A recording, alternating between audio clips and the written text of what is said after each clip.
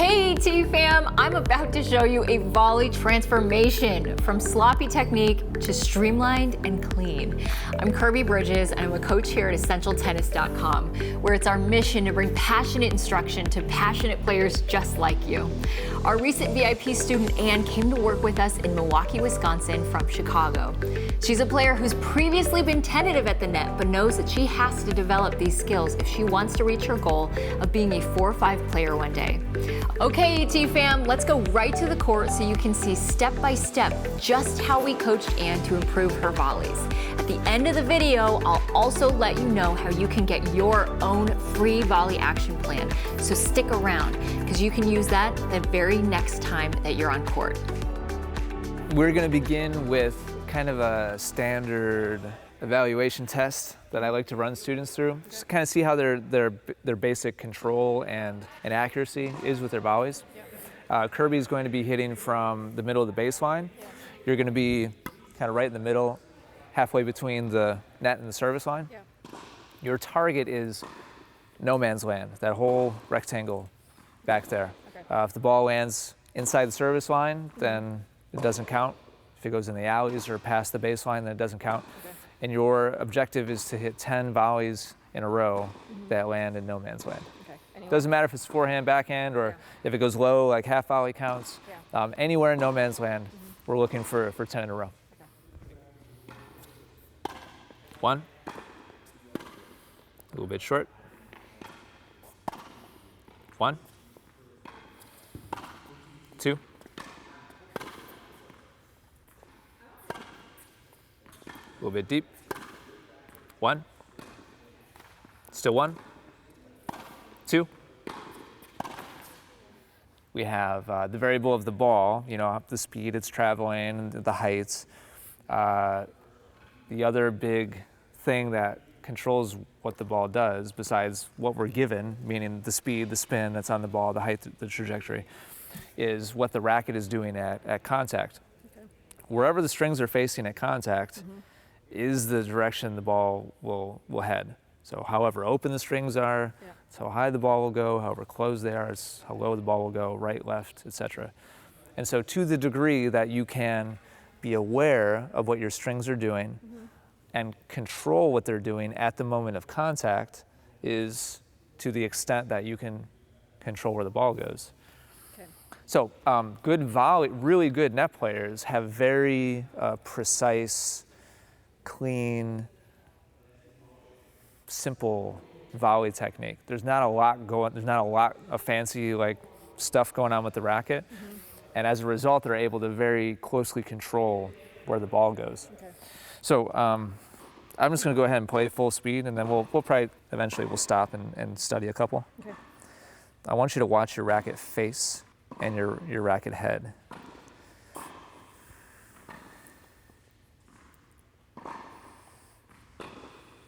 And so, don't know how immediately like apparent it is to you how much you're doing, but on this shot, for example, ball's coming to you, you know, eye level. At this point, where's the racket facing? Up. If for whatever reason you totally, you know, misjudged where the ball was and you made contact right now, the ball would have gone like up, like over there, probably over the side curtain. And so if we time this forward correctly, then we're fine. But the question is, really in my mind, is this necessary to make the ball go past the service line on the other side of the court? So that's one end of the equation, or one part of the equation, and the other part of it is what happens as contact is made. I want you to watch your racket face here. To do some weird thing. Like I don't know what you're trying to accomplish with this, but what it indicates is a tremendous amount of tension and tightness. And so very frequently, what I want you to look for is as you make contact, very frequently there's, as you just mentioned, there's like a twisting, turning, and you're kind of trying to, I think, maneuver the racket face and therefore maybe kind of influence like where the ball is going. And all of that adds volatility. The tension itself adds volatility, meaning a lack of control on where the ball is actually going to end up going. The more stuff is happening with your hand, the more stuff is happening with the racket face. the more stuff happens with the ball, and the more variable your shots are. Okay. Backhand side, you kind of, I'm not sure if you're really using, it looks like you are. Yeah, you're actually using your left hand to hit the ball on the throat of your racket. I'm definitely not okay with that. Okay. I'd be okay with it if your hand was on the grip. So here you definitely separated after contact here on this one. Let's see if that was a pattern or not. I know there's a couple more backhands in here. It's like half. Yeah, it's kind of a hybrid. I think you're definitely trying to hit with it still on there. I feel like I'm indecisive about it. Like About the backhand? Yeah, like whether you use single hand or double. I mean, for me, you're absolutely hitting with both hands. Yeah, and then you're very shortly after you're letting go, and so in real time, it probably feels to you like you are separating. Yeah. But the reality is you're doing a lot of bracing with that left hand on the throat to kind of stabilize the shot. And like I said, like I'd be okay with that if your hand was on the handle. Yeah. I'm not a big fan of it on the throat. Okay. So broadly speaking, we're going to clean things up tremendously. Like there's just a lot more going on than is necessary. And I'd like you to start in a continental grip, and you're going to begin right up next to the net where you could actually just reach out and touch it. Kirby's going to toss to your forehand side to start, and you're going to make a 45-degree turn to your right side as a whole with your body, so a unit turn at 45 degrees, and then you're just going to simply lay the racket open with your hand. And the ball Kirby tosses to you, we're just going to let it bounce off the racket and back over. Okay. So I'm going to do one or two just so you can see that. I was a little off center. I'm going to hit this one cleaner. And so if I just hit the ball cleanly and my racket is open, there's no need for me to hit it. There's no need for me to lay it back and go swing forward to contact. There's no need for me to, granted I'm right up next to the net, but we're going to build off of this first progression. And we're going to just start off here, just meeting the ball from that stable, steady position. Good. Go on up a half a step where you could actually reach the net. Don't hit it, just let it bounce off. Yeah, just let it bounce off. Good, nice job. It's going to take some discipline for you at first. I want you to just leave the racket behind the ball. This is the do nothing challenge. It's hard. It is hard. Good. Awesome. As Kirby continues to toss to you, you're doing a really nice job hitting it cleanly, opening your racket. I want you to, from shot to shot, relax your hand more and more. I want you to get to the point where it feels like you're just barely holding on to the racket and the ball is just bouncing off. So depending on the speed of the incoming ball and the height you're making contact, on some volleys you want to be incredibly relaxed. On others you want to be very, very firm. And then there's everything in between. Anybody who tells you that every volley should be hit with the same firmness is... Firmness as in holding your racket tight. Yes, yep, that's what I'm talking about too. Okay. Yep, yeah, actual tension, grip pressure. Yeah. Yes, it should absolutely not all be hit the same. Why does that impact the ball at all? Because the tighter you are gripping the racket, the less the racket rebounds at contact. The tighter you squeeze this, the less rebound the racket has. Yeah. The less rebound the racket has, the more energy the ball has. The more relaxed you are, the more the racket rebounds. It takes the energy. Exactly. Right? Okay. Yes. So if you're trying to hit soft and your hand is firm, you can see how that's problematic. Okay. Yeah. So it's totally, like I said before, completely situational. Frequently we want to hit the ball firm. I'm not trying to say firm is bad, just saying that used as a blanket instruction, it's unbelievably ineffective. Because depending on the situation, you may want to take energy away from the ball. And you can't do that with a firm grip. Yeah. So does that make sense? So clearly, you've been focusing way on one end of the spectrum. Right now, I'd love for you to experience the other opposite end of the spectrum. And then as we progress, you're going to learn how to manipulate that variable to achieve all kinds of different results on the court on purpose. Okay. And that's how, depending on different heights, different speeds, different positions, you can hit the same spot on the court over and over and over again.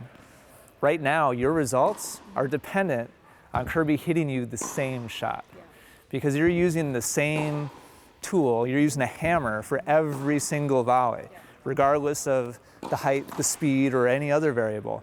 And you need like 50 different tools depending on the height, the speed, and where your target is, et cetera, et cetera. So you're gonna find that the more you relax, and therefore the more energy your racket takes away, the more open you need to make the strings to make the ball still go over. Okay. And this kind of experimentation, like I said, is gonna open up like huge opportunities for you to be able to hit all kinds of different types of shots. Ooh, pretty, good, I like it, I like it. Go ahead, take a half a step forwards, and because I want you to be really free to experiment with this. Nice job. Now, Ann, you're going to do the same thing. You're going to start off in your ready position, make a 45-degree turn now to your left side, lay the racket face open. For sure, separate before contact is made. But same mechanic, like we're just going to put the racket there and experiment with letting it bounce off. Off center. Good. Awesome, awesome. And I'd like to see you rotate at the shoulders just a little bit more to kind of support your arm. Last couple, you've kind of just been putting your arm out there, which is not a very stable position. That's better. It was a little off center.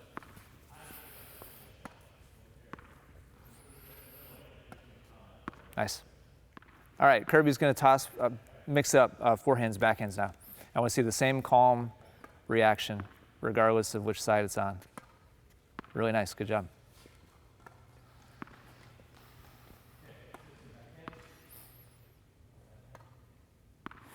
We've just about doubled the amount of space between us, and your goal now is going to be to hit these shots so that they go back to Kirby so she can calmly catch the ball out of the air. So these shots should have a soft arc to them. Ball should not be going like straight directly at her, but arcing up, and then by the time it gets to her, slowly arcing down again.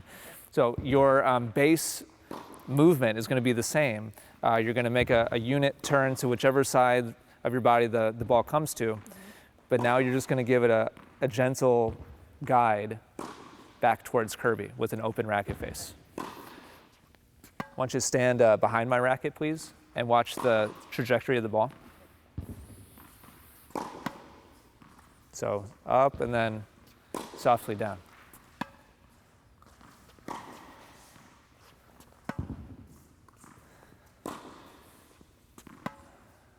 Got it? All right, let's do some forehands. Should have a continental grip. I think that's what you had before? Yeah. From shot to shot, I want you to experiment with the firmness of your hand. And try to find kind of the least amount of tightness that you can still make the shot back to Kirby. Good. So keep your hand tension there, Ann. And I'd love to see you now just give the ball a push by using your body rotating forwards. Instead of your hand kind of poking through it, we're going to leave your hand there and just guide the ball forwards by turning your core. Good, good, good. Really nice, good job. Okay, same thing on the backhand side, please. His hands should separate before, yep, exactly, before the ball gets there. It's totally fine to use that left hand to place the racket in the right spot and kind of use it for stability, but before the ball gets there, your hands should be separating.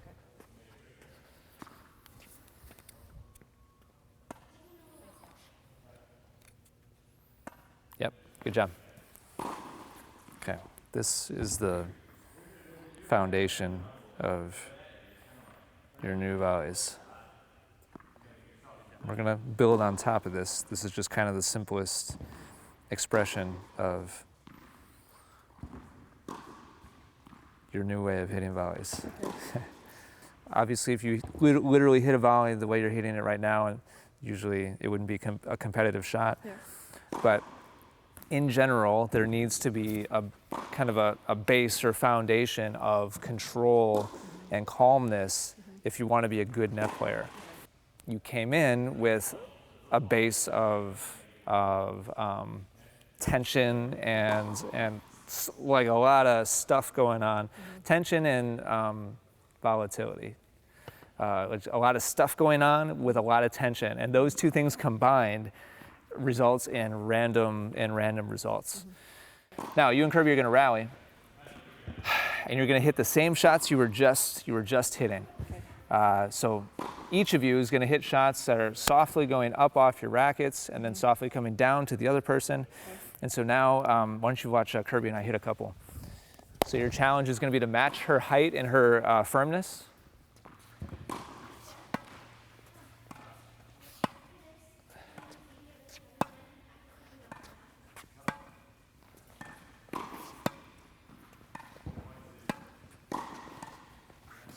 And your goal is to use the same calm, simple response that you were using a second ago when Kirby was tossing to you.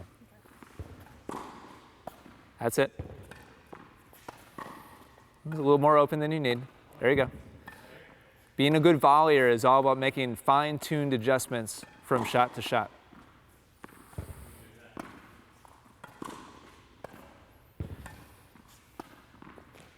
I want to show you just one little technique thing that's important. This is a pattern on your forehand side. You tend to let the racket and the ball get back quite far. Okay. Here you're making contact almost at the back edge of your body. And ideally, the ball should never break the front edge of your body. Okay.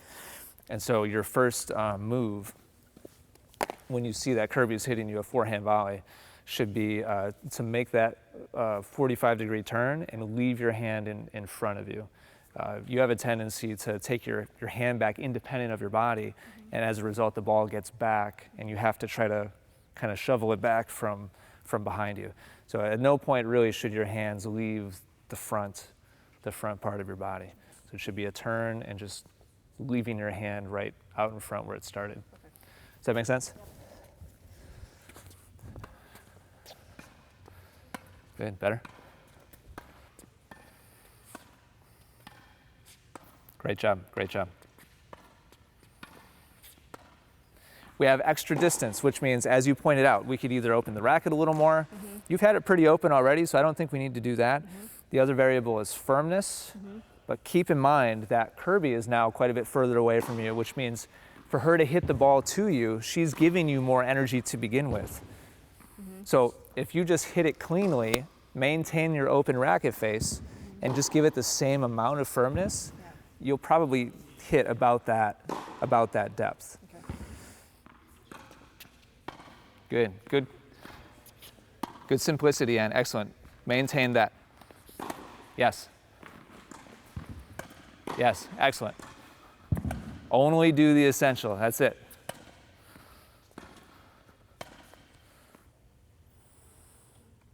Like that's a really, really nice example of keeping it calm and simple. You only did what was necessary there, which is exactly what you should have done on a ball that's below the height of the net. Any added possibility of missing the shot is a terrible thing when you're down in this position. So the more difficult of a position you're in, the simpler your technique should be. And one of the biggest problems you had before was you were using the same technique regardless of your position, regardless of what Kirby was giving you. Yeah. You were using the same overly aggressive, overly complicated. Oh, that's really nice. Awesome calmness on that, excellent. You seeing the difference here? Yeah. The old, punch your volleys, etc. very, very generic advice. For certain volleys, it's excellent advice. For other volleys, it's terrible advice. And so universally applied, it leads to just very poor control, which is what happened when I asked you to hit 10 in a row to no man's land. Yeah. It's just a lot of twisting, turning, hinging, just, yeah, very complicated, exactly. Okay, and starting now, I want you to hit 10 in a row in no man's land. Okay. All right? Mm-hmm. So now my advice to you would be to pick a specific target, not a general, like your general target is no man's land. Yeah. But if it was me, I would pick like the safest possible point, which is the very middle of that box, make that your target. And every time, don't be satisfied with one that misses 6 feet to the left, even though it technically counts. Yeah. Keep making those fine-tuned adjustments, and you will get 10 in a row if your level of focus is high and your simplicity stays where it should be. Okay. Make sense? Okay, 1, 2, way to keep your hands in front, Ann. 3, excellent. 4, 5. I think 5 is your best so far. 1, come on. 2, 3, excellent. Good simplicity. Excellent simplicity. 4, 5, 6, 7. And we'll give you a redo on that. High backhand lob. 7. Is it in? 8? 8? Come on, focus. 2 more. 9? Good, keep going. Ann's overall understanding and ability to execute quality volleys has already dramatically improved. But ET fam, it's important to remember that this is just the beginning for her development. So to help her cement these changes into new habits, we sent her home with a detailed action plan to follow so she can continue improving. Now, ET fam, I'd like to invite you to take advantage of that same opportunity by downloading our special Volley action plan. Even though our coaches won't be standing right next to you like we were with Ann, we can give you the very next best thing, a powerful, effective, step-by-step process that you can follow at home. So get instant access to our Volley Action Plan PDF by clicking the link in the description down below or by going to volleyactionplan.com. Just put in your email and let us know where to send it, and you'll have a specific plan in your inbox within minutes. Finally, do me a favor, and after you get your action plan, come back to this video, leave a comment to let me know how you're improving.